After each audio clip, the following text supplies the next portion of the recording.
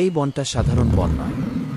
এখানে গাছেরা ফিসফিস করে আর বাতাসে ভেসে বেড়ায় শত বছরের পুরনো জাদু।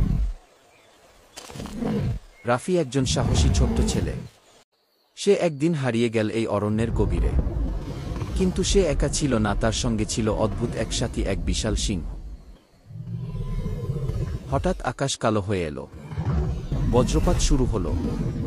গাছগুলো নড়তে লাগল, যেন কিছু একটা আসছে। সিংহের দিকে তাকিয়ে বলল, ভয় পাই না আমি, তুমি আছো না পাশে? সিংহটা গর্জন করে বলল, তাহলে চলো, আজ রাতে আমরা ইতিহাস লিখব। কিন্তু এই বনের শেষ কোথায়? জাদু কি সত্যিই সাহায্য করবে, না ওদের শেষ করে দেবে? রাফি কি পারবে অন্ধকারকে হারিয়ে আলো খুঁজে পেতে?